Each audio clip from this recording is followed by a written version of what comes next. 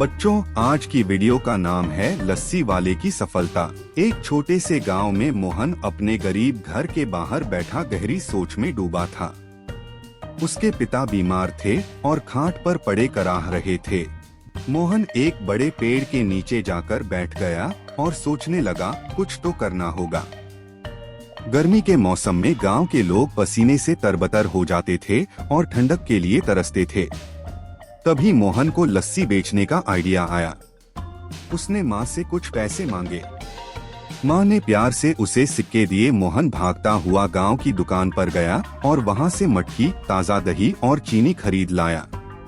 घर आकर वो मटकी में दही और चीनी डालकर खूब प्यार से लस्सी घोटने लगा।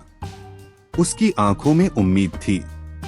लस्सी बनते ही मोहन मुस्कुराकर गांव के चौक में खड़ा हो गया और जोर से आवाज लगाने लगा, ठंडी लस्सी, ठंडी लस्सी। उसकी प्यारी मुस्कान और मेहनत देखकर लोग रुकने लगे। गांव वाले खुशी से मिट्टी के कुल्हड़ों में उसकी लस्सी पीते और मुस्कुराते। झागदार ठंडी लस्सी की खुशबू सबका दिल जीत लेती थी। मोहन ईमानदारी से सबका पैसा लेता और उन्हें दुआएं देता। दिन खत्म होने पर वो पैसे लेकर घर लौटा और गांव की दवा दुकान से अपने पिता के लिए दवा भी खरीद ली।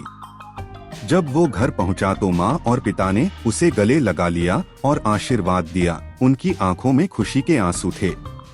इसी बीच गांव में ठाकुर साहब का आना हुआ।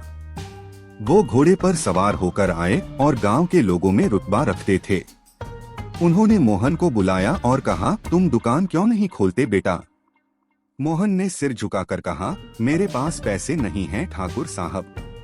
ठाकुर साहब मुस्कुराए और बोले, मैं तुम्हें पैसे दूंगा, ये लो। और उन्होंने मोहन को सिक्कों से भरी थैली दे दी।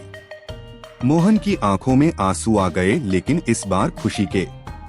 मोहन ने शहर में एक रंग बिरंगी दुकान खोली, मोहन्स लस्सी।